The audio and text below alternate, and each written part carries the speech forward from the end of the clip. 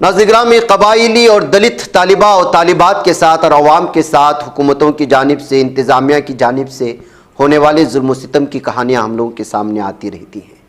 अब जो है गुजरात के जूनागढ़ से आए हैं 250 तालिबात जो शेड्यूल्ड कास्ट के हैं, यानी कि पसमानदा तबकात से, गुज़श्ता 24 घंटे से वो भूखे हैं। वजह उसकी ये है कि उनको खाने के लिए सही तौर पर कुछ भी नहीं दिया जा रहा। खुद उन्हीं की कम्युनिटी से 3 मिनिस्टर्स हैं, उनकी जानिब कोई तवज्जो नहीं दी जा रही है।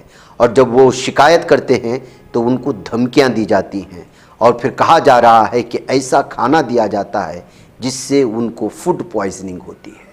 ये है हमारा गुजरात।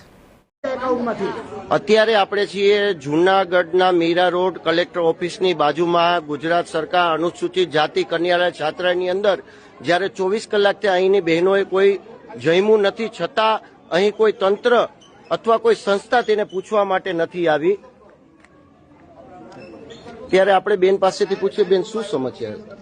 સમસ્યામાં તો અમે 24 કલાક થયા કોઈએ ખાધું નથી। અમારી હોસ્ટેલમાં 230 ની સંખ્યા છે, અમે કોઈએ પણ 24 કલાક થયા ખાધું નથી, કોઈએ પૂછ્યું પણ નથી। અનુસૂચિત જાતિના કેબિનેટ મંત્રી પણ આવ્યા હતા, એને અમને બધા સવાલો કર્યા, પણ કોઈ એને કીધું અમે રેન્ડમલી એકવાર આવશું, પણ તો હજી પણ કાંઈ આવ્યા નથી અને અમને સંતોષ મળે એવો કાંઈ જવાબ એને આપ્યો નથી અને અમને અમારા વોર્ડન ધમકાવે છે। હા બેન, બીજી શું સમસ્યા છે તમારી? ઘણી છોકરીઓને જમાના લીધે ફૂડ પોઈઝનિંગ થયેલી છે, જેના રિપોર્ટ પણ અમારી પાસે છે અને ગીઝરની સમસ્યા કેટલા સમયથી એ લોકોએ સોલ્વ નથી કરી। જ્યારે સંચાલકને તમારા દ્વારા આ બધી વસ્તુની જાણ કરવામાં આવે છે તો સંચાલક તમને શું કહે છે?